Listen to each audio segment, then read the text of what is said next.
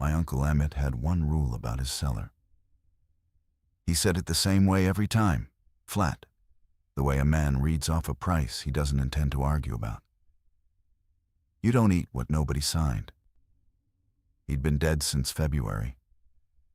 The rule outlasted him by about 5 days into October, which tells you what a rule is worth once people are hungry and scared in the same week. That first Tuesday, I was out at his place with my daughter, and the outer cellar door was standing open. Not open like the wind took it. Emmett's cellar is dug into a limestone bank behind the house, faced with quarried block, and the outer door is 2 inches of white oak on strap hinges with a hasp and a bent nail through it. That nail was hanging on its string. The door had been pushed back against the bank and left there, and the grease pencil that lived on a nail inside the passage, a fat red china marker on a loop of baler twine, was lying in the grass by the sill. Junie saw it before I did. She's 12, and she has a way of stopping in the middle of a walk with her whole body, like a dog on a scent. "Somebody's been in Uncle Emmett's," she said. I told her to stay by the truck. I know how that sounds now. At the time, the worst thing I could imagine coming out of that hole was a possum or one of the Norvell boys looking for something to sell.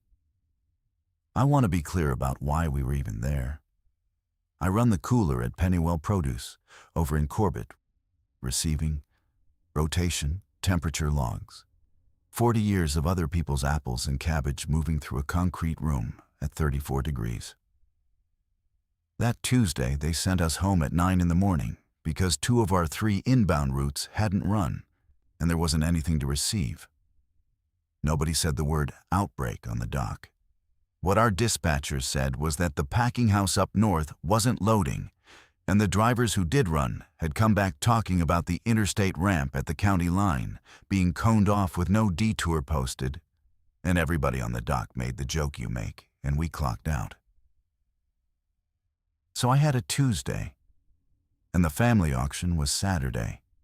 My mother and my aunt had already agreed to sell Emmett's 40 acres and everything on it, and I was the one who'd argued to keep it. And losing that argument meant I'd been given the job of emptying the cellar before the auctioneer's people walked it. I went down the passage with my phone light out in front of me. 8 feet of block, cool coming up at you like you'd stepped into a walk-in. And then the inner door, tongue and groove with a hook latch. It was shut. Whoever came out had shut the inner door and left the outer one hanging, which is exactly backwards. And that told me it was somebody who'd been down there in a hurry, not somebody who was stealing. Then a voice behind me said, "That's my fault." Arliss Poe was standing at the top of the bank with a milk crate against his hip. 74, built like a fence post, in a jacket he'd had since I was in school. He lives up at the head of the hollow, and he and Emmett had traded jars back and forth for 30 years. Kraut for tomatoes, tomatoes for beets. "I come down at 6, he said. "I got a crock of mine I want back before you people sell it out from under me." Then Dovey started up at the house, and I went to see about her, and I never come back and shut it. Subscribe if this is your sort of story. And leave the one you want told next in the comments. That's where I get them. I latched the outer door back and we stood there in the cold air coming out of the hill. And Arliss told me his dog had been barking at nothing since 4 in the morning, off toward the ford, and that he'd walked down twice with a light and hadn't found a thing. "Deer," I said. "Deer don't make Dovey do that." That's the whole first hour. A door left open, a dog, and 2 men agreeing to disagree about it. I put Junie to work with the grease pencil because she liked it. Emmett had written on every lid in the place, initials and a date, EB September 11th, 2021, in that red wax that doesn't come off no matter how many times a jar goes through the sink. She'd been doing it since she was 6, sitting on the potato bin, copying his handwriting. The cellar is 5 runs of 2x10s on cinder block, both walls, floor to shoulder. Quartz on the bottom, pints up top, the year written on a strip of masking tape at the end of each run. On the right-hand side, there's a slat bin for potatoes, and way over on the far wall, an apple crate by itself. Emmett kept his apples 8 feet from his potatoes, because apples put off a gas that makes potatoes sprout and go soft. I spent 11 years in a cooler before I understood that the old man wasn't fussy. He was running the same business I was, just smaller and without a compressor. At the back of the cellar, the limestone weeps. Emmett had chipped a basin into the floor there, maybe 2 gallons, with a tin dipper hung above it. In a wet year, it fills faster than you can take from it. September had been dry, and on the bottom run at the back, left side, was the leave-be shelf. That's what he called it. Maybe 40 jars, and not one of them in his handwriting. Some had paper labels gone soft and brown. Some had somebody else's grease pencil on them, a P or an M. Some had nothing at all, just a lid and a ring, and whatever was inside going dark. The rule was about that shelf. It was about everything, technically, but it existed because of that shelf.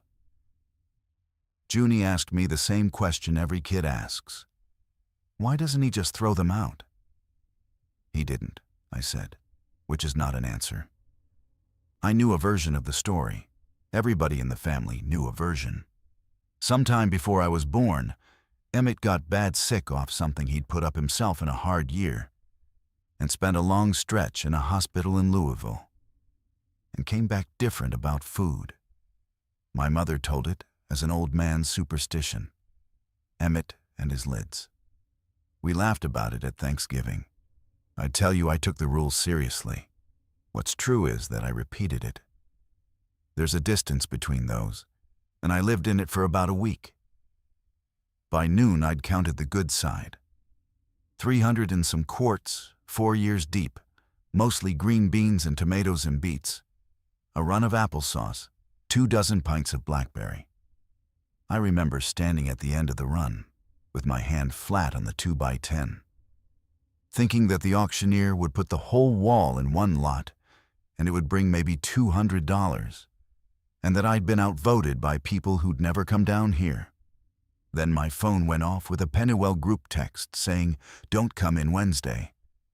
And 30 seconds later, Roz called from the clinic. My wife does the books at the veterinary practice in Corbett. She said the vet had sent everybody home at 11, and that the hospital in Vennerton had gone to some kind of diversion, and that on her way out, she'd passed 4 ambulances lined up at the light, doing nothing, not running, parked, with people standing beside them. There's a thing on the county line about the school, she said. They're saying to go to the consolidated school if you can't stay home. We can stay home. That's what I told her. Here's the part I've gone back over. I had a house in town with a full pantry and a gas water heater. I had a road that took 40 minutes on a bad day. And I stood in my uncle's cellar with a wall of food behind me and my daughter sitting on the potato bin. And I heard myself say, "Bring what's in the fridge. Come out here." I want to say it was strategy. Cool storage, spring water, a hill at your back, one gravel road that dead ends at Arliss's gate. All of that was true, and I said all of that to Roz on the phone. But I'd lost an argument in February about a piece of ground. And here was the ground being worth something. She got there at 4:30 with the cooler out of our kitchen, a laundry basket of clothes, her insulin cold bag of clinic samples she wasn't supposed to have, and a look on her face that she hadn't had on the phone. "There was a man on the state road at the Norvell grade," she said. She was unloading while she talked, which is how Roz handles things. Road crew vest, walking the center line going the wrong way for the shoulder he was on. Drunk. He didn't move when I came up on him. I went into the other lane at 40 and he didn't move his head. She set the cooler down on the porch boards. Lowell, he was chewing. Junie was 10 feet away with the grease pencil in her fist. Roz saw her and stopped talking, and that was the last time either of us tried that. We ate cold ham sandwiches on Emmett's porch at dusk with the radio on. And the radio was the first thing that told me how this was going to go. Not because of what it said, because of what it kept saying. The county emergency channel had a recorded loop, a woman's voice, very calm, giving the school as a shelter point and giving a number to call. It played that loop at 7. It played the identical loop at 8. At 9, when we could hear something going on down at the ford that wasn't a deer, it played it again with the same pause in the same place. Nobody was updating it. There wasn't a person at the other end of that. It was a machine repeating an instruction that had been true at some point on Monday. Arliss came down at first light Wednesday with Dovey on a rope, and a shotgun broke open over his arm. And he said the ford was blocked. I went to see. It's 300 yards down the hill from Emmett's house, a low water crossing where the county road drops into Little Kettle Creek and comes up the other side, concrete slab with pipes under it. There was a green sedan sitting crossways on the slab in 8 inches of water, with both back doors open and the interior lights still burning, which means it hadn't been there long. And there were people at the far bank. 4 of them, in the willows on the Corbett side, and they weren't crossing. That's the thing I keep from that morning. They came to the edge of the water and stood there and worked side to side along it, like the creek was a fence. One of them eventually came across, 20 minutes later, in the shallow chute below the slab where the gravel is high. And by then, Arliss and I were back up the hill behind the Smokehouse, watching through his binoculars. And I understood 2 things I hadn't understood at breakfast. They followed the road, and they weren't in a hurry, but they didn't stop. We didn't have a plan. What we had was Arliss saying, "Emmett's hole in the hill," and me saying no. Because here's what I knew about that cellar that nobody who's never stood in one knows. A root cellar is not a fort. The door is white oak, but the hasp is on the outside, because it was built to keep raccoons out, not people in. From inside, there is nothing to hold. There's a hook on the inner door you could pull off with your hand. You can bar that outer door beautifully with a length of pipe through the hasp, but somebody has to be standing in the grass to do it. So you can hide 5 people in Emmett's cellar. You just can't hide the 6th.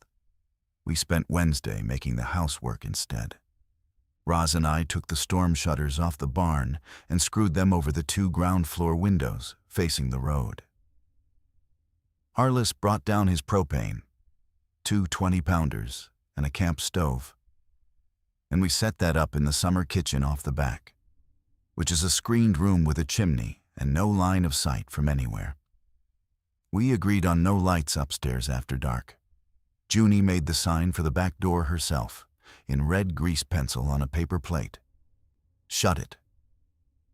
I felt useful. I want that on the record too, because it's part of how the rest of it happened. Wednesday, I felt like a man who had made a good call on Tuesday. Thursday morning, we got 2 more people. Pilar Vance is a home health aide out of Venerton who'd been doing rounds in our hollow since spring. She had a client, Mrs. Deal, up past Arliss. She'd come out Monday, gotten stuck, stayed at the Deal place, and Mrs. Deal had died Wednesday night in her own bed of being 89. Pilar came down the road on foot at 7 in the morning, carrying a blood pressure cuff and a paper sack. And she told us that flat, in 1 sentence, and then asked if we had coffee. And with her, in a Corolla with a cracked windshield, was Tobin Poe, Arliss's grandson, 19, who'd driven out from Corbett Tuesday night to get his grandfather, and had spent 2 days at the Deal place because he wasn't getting back down the hollow past the ford. Arliss hugged him and then chewed him out for coming, which is how that family says things. So that was us. Me, Roz, Junie, Arliss, Pilar, Tobin. 6 people, 1 house, 1 hole in a hill. The water was the first real problem, and the water is what did it. The seep in the back of the cellar was giving maybe 3 gallons a day in October. 6 people, cooking and washing, and a dog, is not 3 gallons. Which left the creek 300 yards down a hill at a crossing where things came through. We worked it out Thursday afternoon. 2 people, 1 hauling and 1 watching, midday when it seemed thinnest. 5-gallon jugs in the bed of the truck, coasting the hill in neutral so the engine noise stayed up top. 6 trips, 40-plus gallons. And 40 gallons of water in jugs has to sit somewhere cool and dark and off the dirt. There was exactly 1 place in that cellar with a clear run of floor and shelf. And it was the bottom run at the back, left side. I've thought about telling this next part in a way that makes it smaller. I moved the leave-be shelf. That's the sentence. It took me about 11 minutes. I took 40-some jars off the bottom back run, and I put them up. Not out. Up. Into the ends of the good runs, wherever there was a gap, a few beside the 22 tomatoes, a dozen at the end of the bean run, the rest in with the beets and the applesauce, and every one of them with no name on the lid, sitting shoulder to shoulder with jars that had EB and a date in red wax. I want to give you my reasons in the order I actually had them, not in the order that looks best. The first reason was true and practical. Water is heavy and it belongs low, and the back left is the only place it fits. And I am a man who has spent his working life deciding what goes on which shelf. The second reason was habit. In a cooler, you don't leave a hole in a run. You close the run up and you rotate the oldest to the front so it moves first.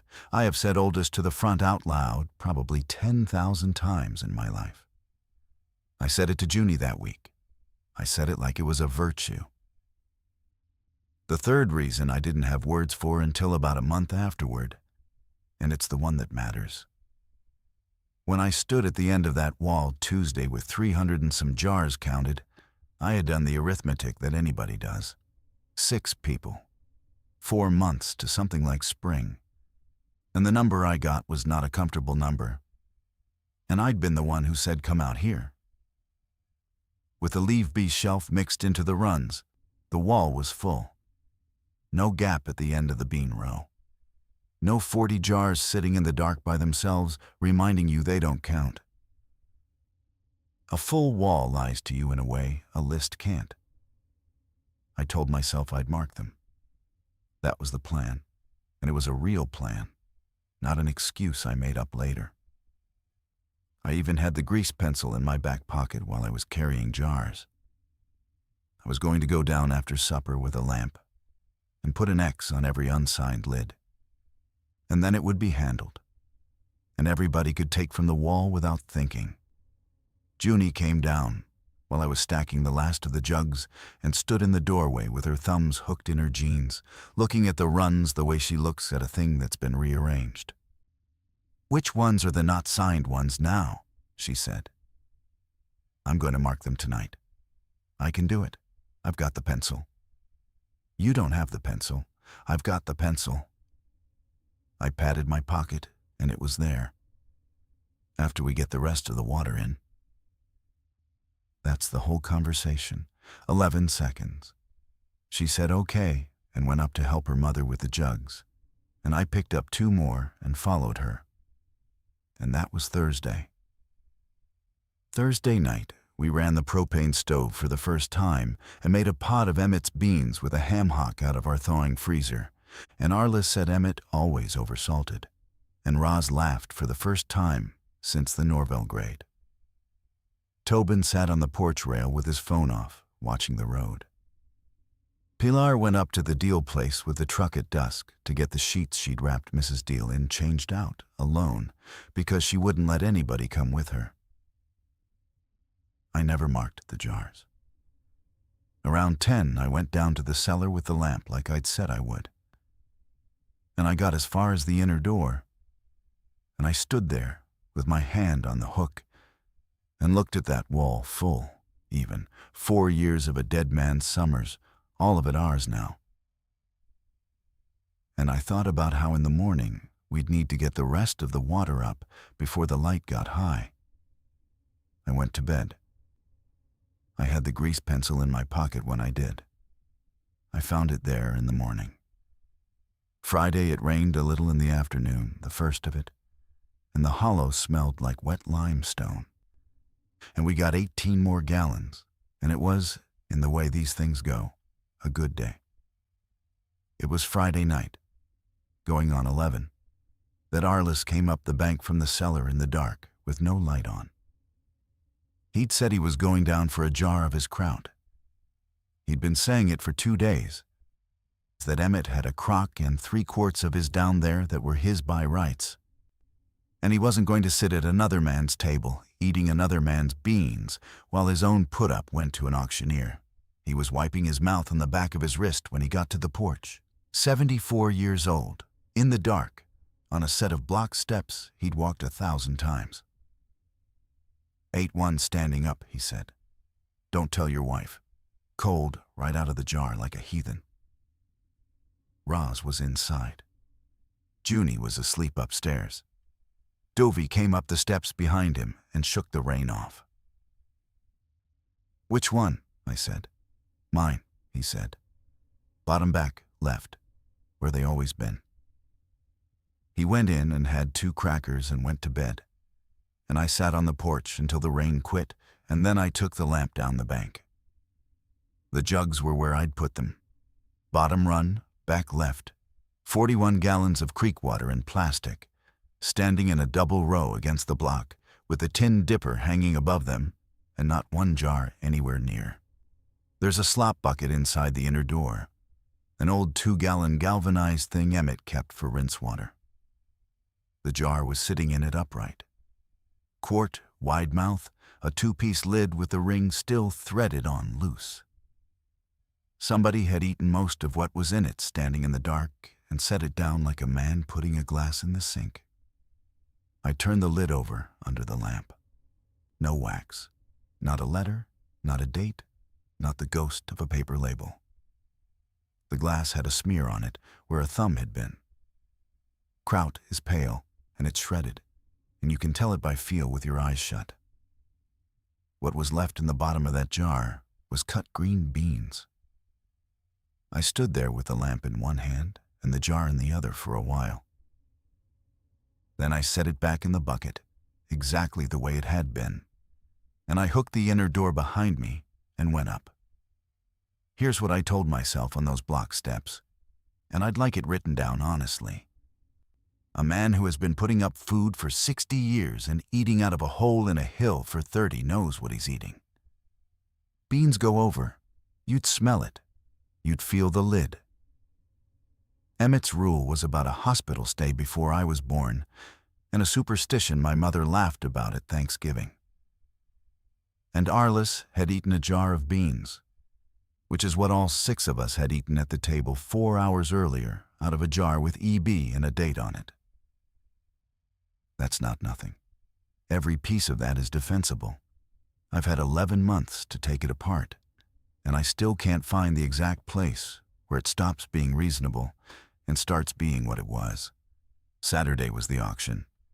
I woke up at 5 thinking about the auctioneer's people walking the property and had to lie there and work out that nobody was coming, that the courthouse in Vennerton had been dark since Wednesday, that the whole apparatus that was going to convert my uncle's 40 acres into 3 checks had simply stopped, and that the wall of jars downstairs had become the most valuable thing any of us owned. Arliss was at the table by 6:30 with his hands around a cup. "Coffee tastes like the pot," he said. "It's the water." "Water's fine." He worked his mouth. "I'm dry is all. Salt."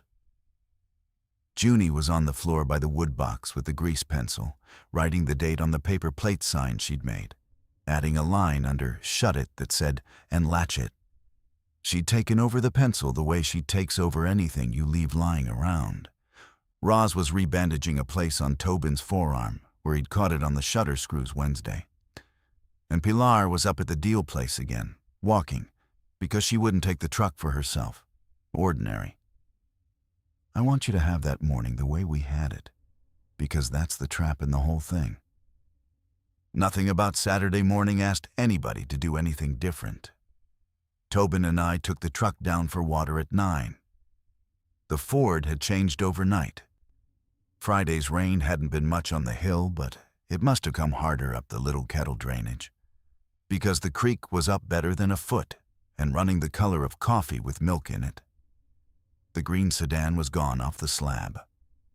We found it 40 yards downstream, hung sideways in a willow clump with the water breaking over the hood, and the interior light was finally out. And the 4 on the far bank had become 9. They were strung along the Corbett side where the road comes down, standing in the road and in the weeds beside it. And the shallow chute below the slab that one of them had crossed on Wednesday was now a chest-deep chute with a real pull to it. We sat in the truck and watched one of them go down the bank toward it and get into about the knees and get turned by the current and come back up. Not scared. Turned. It went back to the road and stood facing us across 60 feet of moving water. They don't like it, Tobin said. They don't like being knocked over, I said. Same as a cow. We filled at the little branch that comes in above the ford instead of the creek itself, which took longer and gave us cleaner water and put a shoulder of the hill between us and the road. 11 jugs. Coming back up, I told Tobin the creek was the best thing that had happened to us all week, and he agreed. And both of us understood without saying it that the same water was sitting on top of the only road out toward Venerton. Pilar was on the porch when we pulled in. She had her fingers under Arliss's chin, tipping his face up into the light, and she wasn't talking to him. She was looking. Say your name, she said. He said it.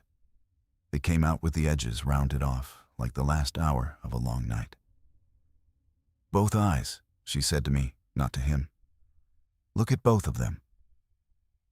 His left eyelid was down, not shut, sitting low, about a third, the way a man's does when he's fighting sleep. And when I got where she was standing, I could see the right one had come down too, just less. And the difference between them was the only reason anybody had noticed at all. Roz said the word stroke, and Pilar shook her head before it was all the way out. A stroke picks a side, she said. This is both sides, and it's even. His grip's the same left and right. He's got no droop in the cheek. He knows what day it is, and he's answering me straight. She let go of his chin. Mr. Poe, is anything hurting? Nothing hurts, he said. Everything's a long way off. Pilar has been in other people's houses for 19 years. She does baths and pills and blood pressure, and she is careful about the line. She is not allowed to cross, and she said so out loud right then, that she wasn't a nurse and wasn't going to pretend. And then she asked the question that put the rest of my life in a different shape. Did he eat anything the rest of you didn't? Everybody looked at me. Not because anybody suspected anything, because I'd been the one on the porch with him at 11 o'clock at night. I had about 2 seconds. I've had 11 months. He had a jar of kraut, I said. Out of the cellar, cold, standing up. That's it. That's the whole thing. Every word of it true except for a noun. Arliss laughed, which came out as a sound in his chest. My own kraut, he said. 30 year I've been putting it up. Nobody else had any? Pilar said. Nobody else had any, I said. And I stood on my uncle's porch and let 5 people begin building their understanding of the situation on top of the idea that a 74-year-old man had gotten sick off a jar he'd made himself, with his own hands, in his own kitchen, and had been eating out of for 3 decades. I went down to the cellar to get the empty jar, and I'll tell you what I thought I was doing. I thought I was going to bring it up and set it on the table and say the rest of it. I got the lamp lit and the inner door open, and I stopped at the end of the runs instead, because standing in that doorway with the smell of dirt and vinegar coming up at me, I finally did the arithmetic that mattered. We had all been eating out of that wall since Thursday's supper. 12 meals, 6 people. Beans, tomatoes, applesauce for the girl, beets that Tobin wouldn't touch. Roz had taken the jars off the shelf. Junie had taken jars off the shelf. Everybody had, because the whole point of a full wall is that you don't think about it, you just reach. I put the lamp on the potato bin and started pulling. It took better than an hour, on my knees and then on a milk crate, going run by run, turning every lid to the light. Emmett wrote on the flat of the lid, always initials and a month and a year in red wax that survives dishwater and thumbs and 4 years in the dark. So it should have been simple. Wax, put it back. No wax, set it on the floor. By noon, I had 31 quarts and pints standing on the cellar floor with nothing written on them. I sat on the milk crate and looked at them and tried to make the number come out right. Thursday, I had carried an armload at a time out of the back left and pushed them into gaps, and I had not counted, because you don't count when you're stacking a hole shut. But I'd looked at that shelf every fall since I was a kid, and I'd have told anybody who asked that there were 40-some jars on it. I'd have said 42. I'd said it to Junie's mother in February. 42 minus 31 is 11. Maybe I was wrong about 42. Maybe there were 32 and Arliss ate one, and my memory of a number I'd never had a reason to be accurate about was worth exactly nothing. That's the honest range. But sitting on that crate, the other arithmetic was right there too, which is that 11 jars is about what 6 people eat in 2 days. I carried the whole 31 up in 3 trips and set them on the porch boards in rows. Roz came out and looked at them and then at me. What is this? None of these have his mark on them. There's 30 of them. 31. She crouched down and turned one and looked at the underside of the lid the way I had, and put it back, and stayed crouched. Roz does the books at a veterinary practice. She is very fast with the shape of a number. Where were they? In the runs. In with the good ones? I moved them Thursday, I said. Off the back left. That's the only place the water fits. I said it in a voice that made it sound like a thing that had happened in the last few hours. And I did not say the words I meant to mark them. And Roz stood up and looked at the rows and said, "Okay, then nothing comes off that wall without wax on it. Nothing. I don't care if we're chewing the shelf." That's what I was going to say. Then say it to everybody. I said it to everybody. I made a rule out of the thing I'd broken, and I got agreement in about 10 seconds, because it was obviously right. And I have never in my life been thanked for anything that cost me less and should have cost me more. Arliss couldn't get a spoon of broth down at 1 o'clock. He tried 3 times.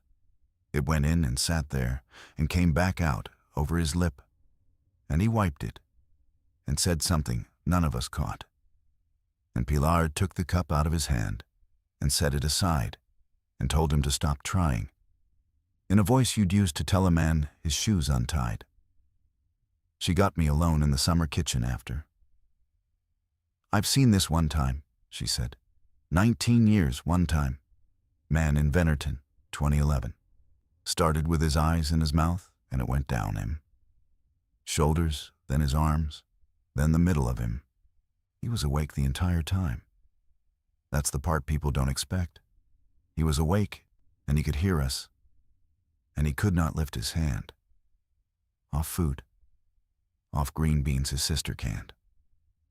She had her arms folded, and she kept them folded. It's in low-acid stuff, put up without enough heat. Beans, corn, that kind. You can't see it and you can't smell it, and a bad jar looks like a good jar. It's rare. It's the reason people are particular about how they do beans. Is it catching? No, nobody catches it off him. He hasn't got a fever. He hasn't been bit. He isn't turning. And I'll say that to anybody who looks at him sideways. She let that sit, because we'd all seen what a slack face and a wet mouth looked like that week. And she knew what I was going to be picturing at 2 a.m. There's a treatment, an antitoxin. The hospital doesn't keep it in a cabinet. They call the health department, and the health department gets it moved. It stops the poison that hasn't got to the nerves yet. It doesn't undo what's already done. How fast? Fast. Yesterday would have been better than today. And if he doesn't get it? Pilar looked out the screen at the ridge for a second. Then it keeps going down him until it gets to what he breathes with, she said. In a hospital, they put him on a machine and they wait it out, and most people come back. Weeks, months sometimes. Here it's me in my hands, and whoever will spell me. I asked her how long. She said she didn't know, and that the man in 2011 had gone from his eyes to his chest in about 2 days, and that Arliss had started sometime before breakfast. The radio loop was still playing. I want to say that again because it mattered to the argument that came after. Saturday afternoon. 5 days in, the county emergency channel was still a woman's recorded voice giving the consolidated school as a shelter point with the same pause in the same place. And the number she gave rang and rang. Tobin found the other thing at 4. He'd been running the truck battery down, going up and down the AM band, and out of Venerton, weak and drifting, there was a man reading. Not a broadcast. A man with a list, saying it's slow and starting over. Fuel at the co-op on Bragg Street, cash only, morning hours, water at the fairgrounds, the hospital taking people at the ambulance bay by the loading dock only, no calls, no front entrance. And then a sentence he read 4 times in a row, and that I can still hear. If you are bringing somebody who is sick and not bitten, say so at the gate, say it before anything else. Which meant there were people at that gate, which meant somebody was sorting. Venerton is 19 miles.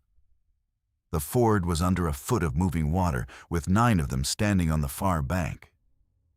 The argument started at the kitchen table and moved to the porch, and lasted until dark. And it was the only real argument any of us had that whole week. And I've never been able to decide it since. Tobin wanted to go, and he had a route. There's a gas well road that leaves the top of Arliss's field and runs the ridge north and comes out on the state road above the Norvell grade. 2 ruts and a gate, and a place near the top where a slip took out half the road 3 years ago. He'd been up it on a 4-wheeler 100 times. In a truck, in the dry, he thought yes. After Friday's rain, he thought probably. It cuts the ford out entirely, and it puts you on pavement 4 miles closer to town than the ford does. Roz did the other arithmetic out loud, because that's what she's for. 19 miles. 1 truck, 3/4 of a tank. No fuel until the co-op on Bragg Street with cash we didn't have much of. A man who can't hold his head up, in the bed or across a seat, needing somebody with him the whole way. That's 2 people gone out of 6, minimum. And it's the only vehicle. And if that truck doesn't come back, the 4 left in this hollow have a creek that'll drop by Tuesday and a road with 9 on it. And they follow the road, she said. That's the one thing we know for sure about them. They walk roads. You're going to take the only thing that makes noise in this county and drive it up a ridge and back down onto a road. "And leave him here to quit breathing," Tobin said. "I didn't say that. You said the numbers." "I said the numbers because somebody has to." Pilar wouldn't take a side, and I respected her for it more than I liked it. What she said was that if the antitoxin was in Venerton and he got it Sunday, it might stop it at his shoulders, and that if it wasn't there, or if they turned him around at that gate, he'd have spent the last hours he could still swallow in the bed of a truck. Both true. She wasn't going to pick for us. Arliss picked. He was in Emmett's chair with a folded towel behind his neck because his head kept going over. And he'd been listening to the whole thing with his eyes at half-mast and his mind, as far as any of us could tell, entirely clear. When it got quiet, he moved his hand on the chair arm until Tobin took it, and he said no. It took him a while. The consonants were going. What he got out, over about 2 minutes, was that he was not going to be hauled 19 miles to stand in a line at a gate to be looked at by a stranger who was deciding who was bit and who wasn't. He said he'd seen how that gate would go. He said Dubby wouldn't ride with strangers. He said this is Emmett's twice, and I don't know to this day whether he meant the chair, the house, or the whole business. Tobin went out to the yard and stood with his back to the porch for a long time. And Junie, who had been sitting on the stepping through all of it, with the grease pencil in her fist, said, "Dad, if it was the kraut, why did you take all the beans off the wall?" Nobody answered her, because everybody thought it was a kid's question. "Because we can't be sure," Roz said. "But you said kraut." Junie turned around on the step to face me. She wasn't accusing anybody of anything. She was 12, and she was doing what I had taught her to do since she was 6, which is to make the label match the jar. "You said his kraut. Kraut's not in the beans row. His kraut's on the bottom back with the not signed ones, that's where he said. And the bottom back is where the water is now." She looked at me, and her face did something. "Dad, did you mark them Thursday night? You said you were going to mark them after supper." The porch got very quiet in a specific way that I'd rather not describe. Roz stood up. I said, "No." That's all I said. Nothing else. I didn't say what I'd found in the slop bucket, and I didn't say beans, and I didn't say the number 31 against the number 42. And I've gone back and forth for 11 months on whether one word was cowardice or mercy or just the size of what I could get out with my daughter looking at me. "You didn't mark them," Roz said. "No." "Then how did they get up in the runs unmarked, and we've been eating off that wall for 2 days?" "Because I put the water where the jars were." She didn't yell. Roz doesn't. She looked at the 31 jars standing in rows on the porch boards, and then at Arliss in the chair with the towel behind his neck. And then she went inside, and I heard her filling the kettle, and Pilar got up and went in after her. Tobin came back from the yard. "I'll drive it," he said. He said no. Then somebody rides up that ridge and finds out if the road's even there. Because if it isn't there, we've been arguing about nothing all afternoon.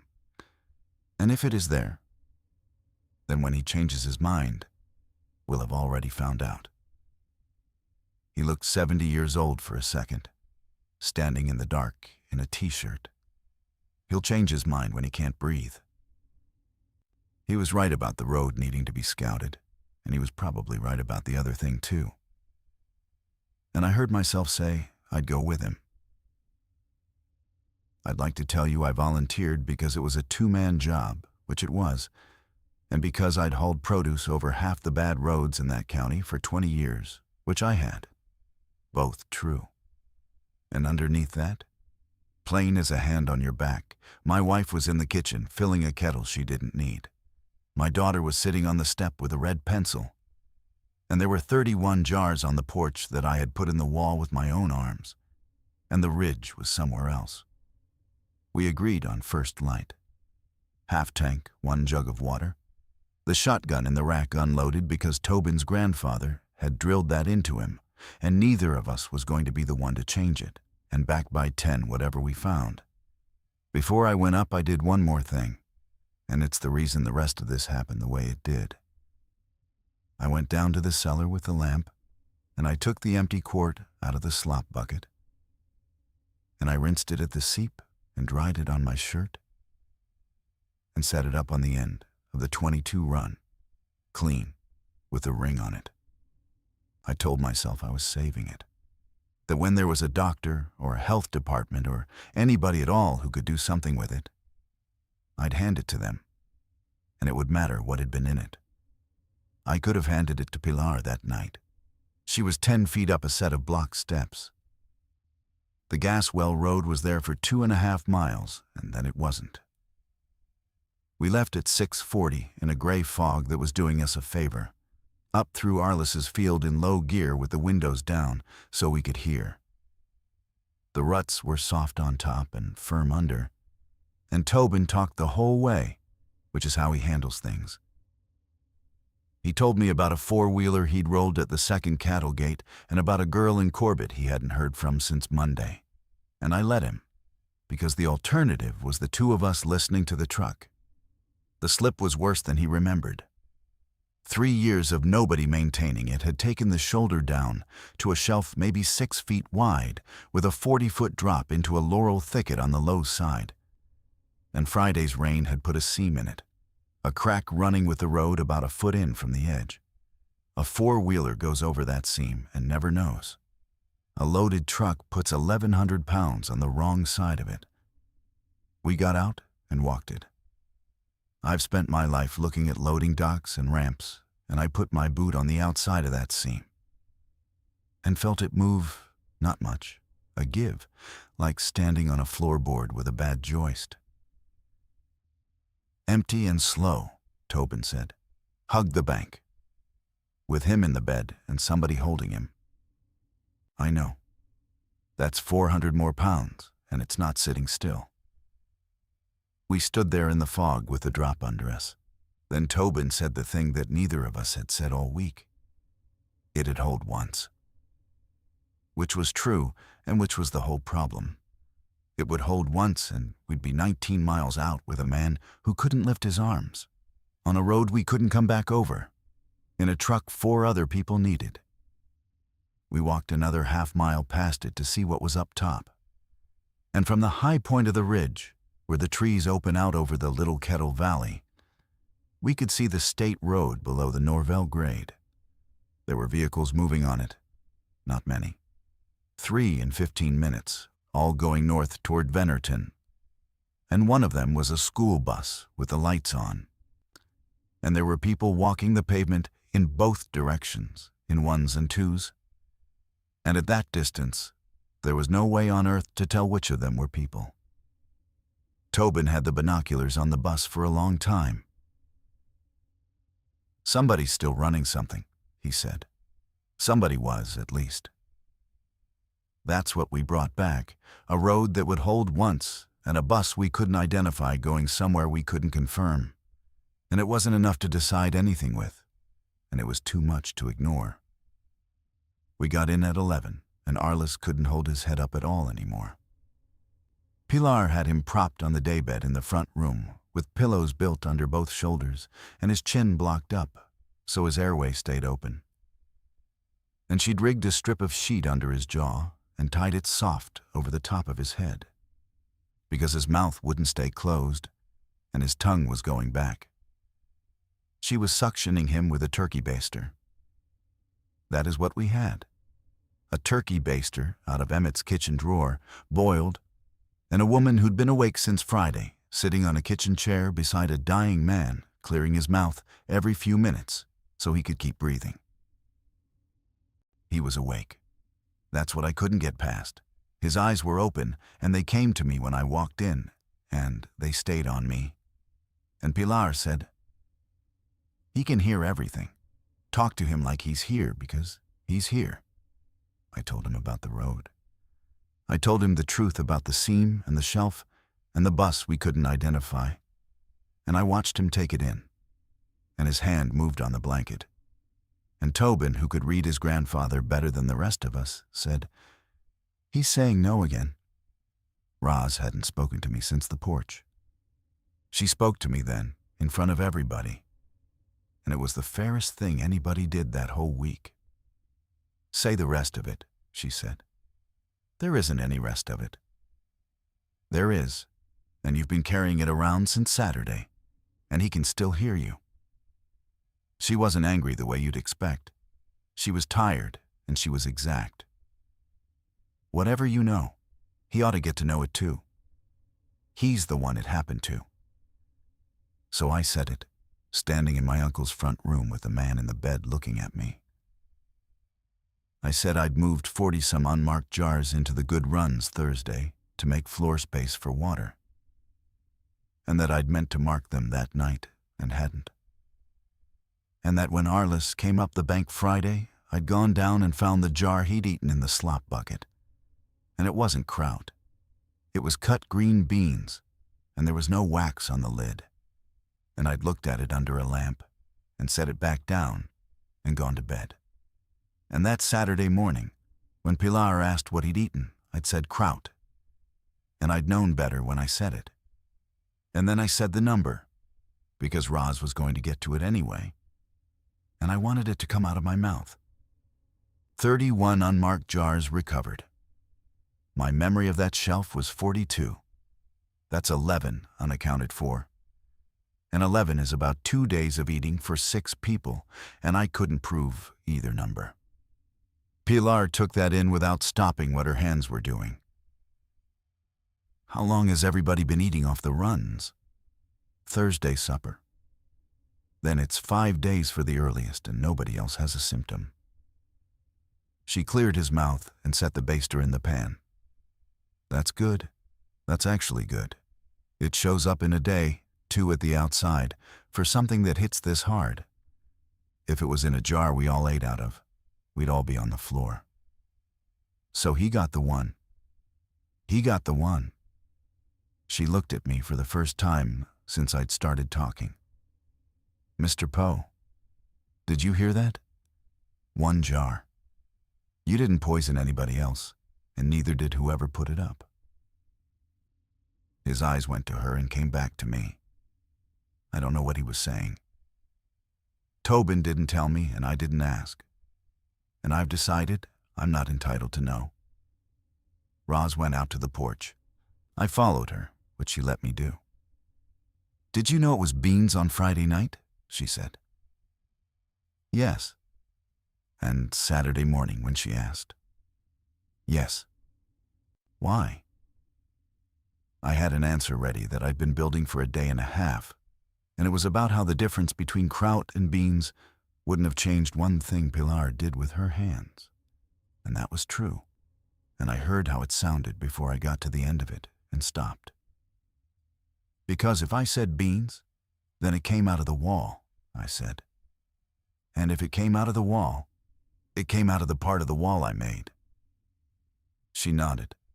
She looked out at the yard for a while. "You should have said it anyway. I know. Not because it'd have fixed him." She turned around. "Because Saturday morning, we all still had the option of not eating off that wall for another day and looking at every lid first. And you took that away from 5 people for a day and a half to keep from being the one who did it. That's the sentence. Out of everything anybody said that week, that's the one I still have." She went in. That night, she took a jar of beets off the porch rose, one of the 31, and set it on the table and didn't open it, and left it sitting there for 2 days like a thing on trial. The creek dropped Sunday night. It had crested Saturday, and by Monday morning the Ford slab was showing wet concrete with maybe 2 inches over the low end. And Tobin came up from the smokehouse with the binoculars and said there were 14 of them on the far bank and 3 on ours. We'd known it was coming. Water was the only thing between the hollow and the Corbett Road. And water is not a wall, it's weather. What we hadn't planned for was that they'd come up the road as a group once it was passable. spaced out over an hour, and just keep walking until something stopped them. The first one got to Emmett's gate at 10 in the morning. I want to be careful here, because this part is where a story like this usually turns into something it wasn't. What happened is that a man in a soaked jacket walked up the gravel and put his hands on the gate and stood there working at it, not solving it. And Tobin and I got the tractor chain and the come-along and pulled the 2 hay wagons out of the barn lot and jackknifed them across the drive above the gate. 20 minutes of work with our hearts going. Then we did the same at the field entrance with a disc harrow and a section of pipe gate wired shut. It didn't kill anybody, and it wasn't brave. It was farm equipment moved into a doorway, and it bought us the day. The problem was the noise.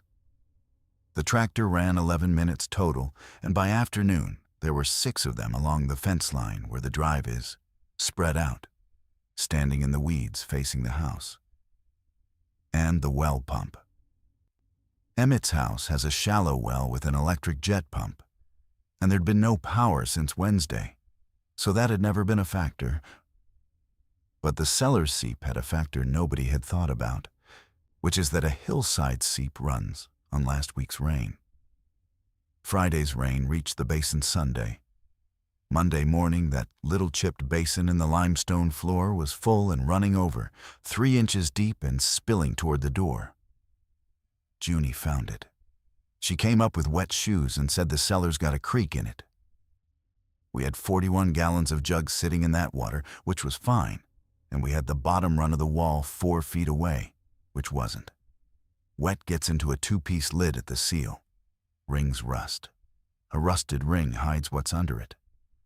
So Monday afternoon, with 6 of them standing at the fence, the 5 of us who could stand up emptied the entire bottom run of that cellar and carried 300 jars up a set of block steps into Emmett's front room and stacked them on the floor under the windows, and then dug a channel with a garden trowel from the basin to the door sill so the overflow would run out instead of standing.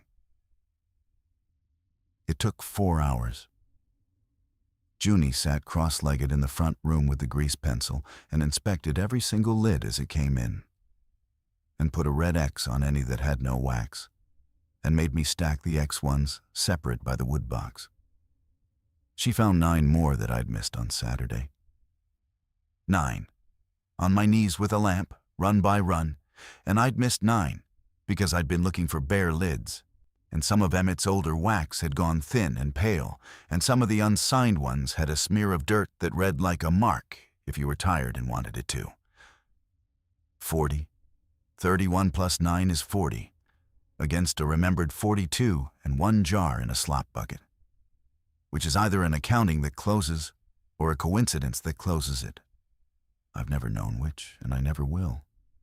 What I know is that when Junie set the 9th one down by the wood box, she said, "That's all of them, Dad." And I said, "Okay." And she looked at me a second longer than she needed to before she went back to the pile. Arliss stopped being able to clear his own throat Monday night. Pilar worked on him until 4 in the morning. Tobin was on one side and Roz was on the other, and I brought water and boiled the baster and held the lamp.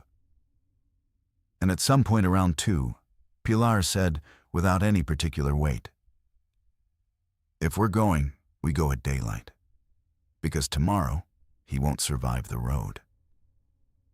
Tobin looked at his grandfather. Arliss's eyes were open.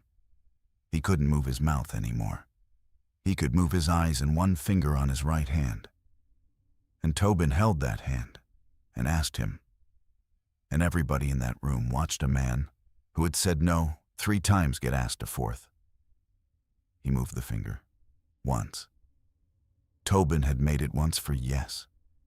That's how it went to a vote it never should have needed. He'd said no while the choice was his. He said yes when the alternative arrived. We went at first light Tuesday. Here's what we did and why.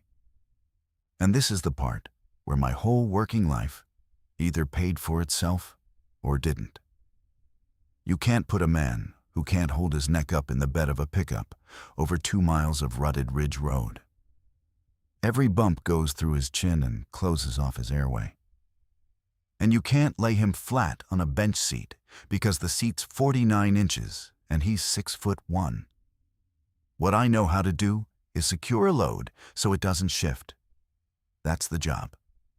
20 years of pallets and straps, and knowing that the thing that kills your load isn't the weight, it's the movement.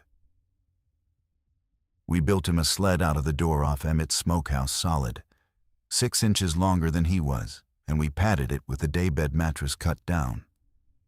And we strapped him to it with 4 ratchet straps over folded quilts, across the chest, the hips, the thighs, and a soft one across the forehead with a towel under it, because the whole point was the head. Then we set the sled and the bed on top of 2 hay bales laid flat.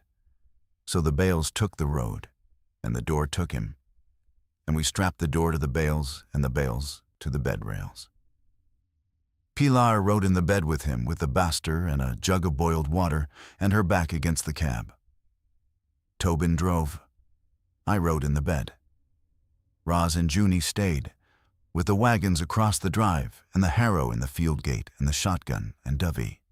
And I am not going to write down what my wife and I said to each other at that truck because it's ours.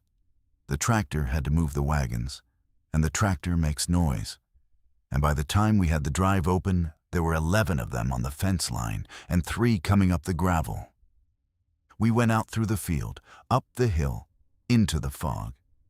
The seam held. Tobin took that shelf at 4 miles an hour with the mirror folded in and the bank scraping the passenger's side, and I stood in the bed with my hand flat on Arliss's chest strap and watched the outside rear tire ride the crack. And the road gave about an inch and stopped. Then we were past it. We came out on the state road above the Norvell grade at 7:40. And there was a truck stopped in the northbound lane with its flashers going and 2 men beside it, alive, with a chainsaw, cutting up a hackberry that had come down across the road.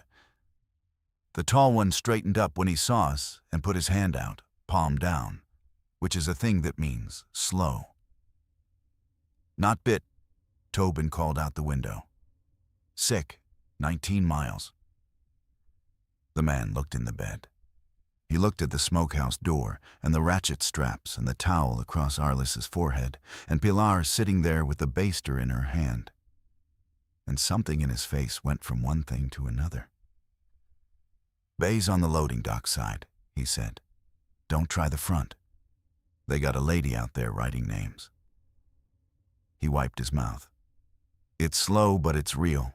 My wife's inside." I asked him about the school. He said the school had been a mess Thursday and Friday and was better now, and that the bus we'd seen was the county running people from the fairgrounds, and that a man from the health department had been at the hospital gate on Sunday. Then he stood back and waved us through the one open lane, and that was the sum total of the rescue in this story. 2 men with a chainsaw who told us where to go. Bennerton took 50 minutes. There was a line at the ambulance bay, 8 or 9 vehicles, and it moved. And a woman in a fleece vest with a clipboard came down it, asking one question at each window. When she got to us, Pilar said the word for it, the actual medical word, and said it twice, and said Sunday morning onset, no fever, no bite, descending and symmetric, and the woman's pen stopped. She went inside.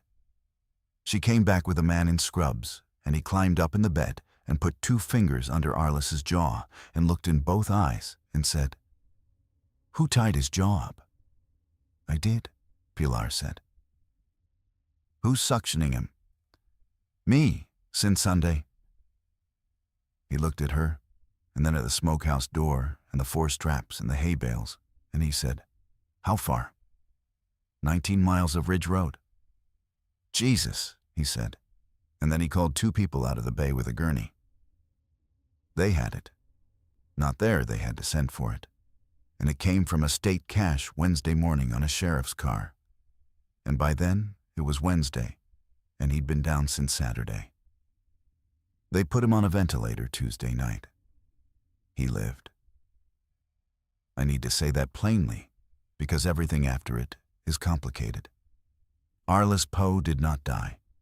He spent 11 weeks on that machine and 4 months after it in a bed in Vennerton. And he came home in March in a chair. And in June he could stand up out of it with a walker.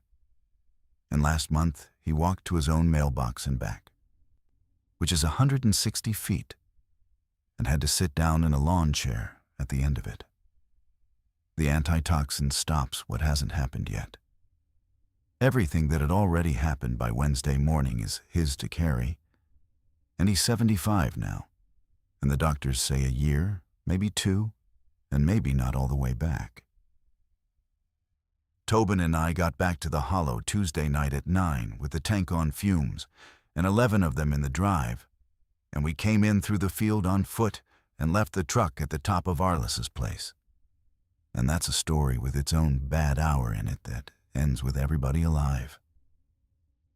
We stayed in that hollow until the second week of December, when a National Guard element out of the eastern part of the state opened the state road, and the county started running the fairgrounds as a real point. We ate out of that wall for 9 more weeks. Beans, tomatoes, beets, applesauce, blackberry.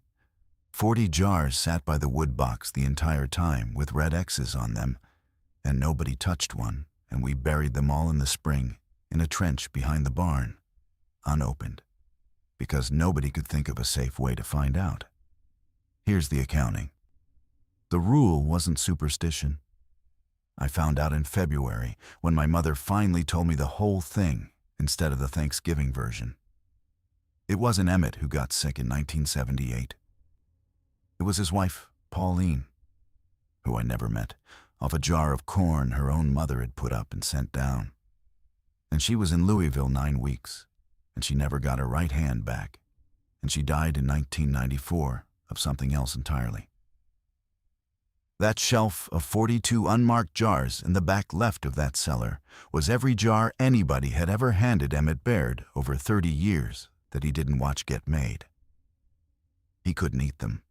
He couldn't make himself throw away food somebody's hands had worked over. So he put them where they'd be. And he told everybody who came down those steps the one rule. And the rule was 1 sentence long, because he wasn't going to explain it. The pea and grease pencil on 4 of those lids was Pauline's mother. I moved that shelf because water is heavy and belongs low, and because a full wall is easier to look at than a short one. And I have never once been able to separate the two. I've said all of it out loud to everybody involved, eventually. Roz knows. Pilar knows. Junie was there for most of it and had the pencil for the rest. Tobin knows. And Tobin, who is 20 now and works at the co-op on Bragg Street, shook my hand at Thanksgiving and said his grandfather doesn't hold it against me, which is the kind of thing you say and the kind of thing you accept, and neither of you believes it settles anything. Arliss and I have never discussed it. He was awake in that room when I said it. That's the only conversation we've had about it, and it's the only one we're going to have. What I got out of this is that I'm not the man who saved anybody. I built a good sled, and I know how to strap a load, and that got him 19 miles alive. And every hour of that drive was an hour I owed him at a rate I set myself. The land didn't sell. There wasn't an auction, and by spring my mother and my aunt had lost interest in the argument. I put a new hasp on that outer door in April with a staple on the inside so a person can hold it from the passage, and I dug the seep channel out properly with a mattock and set a tile in it. And I do the wall every October now, the first Saturday, which is a thing I made up and which nobody asked me to do. Junie helps. She's 13. She sits on the potato bin with the red china marker on the baler twine, and she reads out to me while I hand jars down beans 10-4, EB, except it isn't EB anymore. It's LB now. and hers, which is JB, and we mark them before the rings even cool, on the flat of the lid, in wax that doesn't come off. We're slow at it. There's a step where I turn every finished jar over and hold the lid up to the light before it goes on the shelf. Even the one I filled and marked myself 20 minutes earlier. And Junie has told me twice that it's dumb because she watched me write on it. She's right. It is dumb. I do it anyway, every jar. And she stopped saying anything about it. And last month, I caught her doing it too.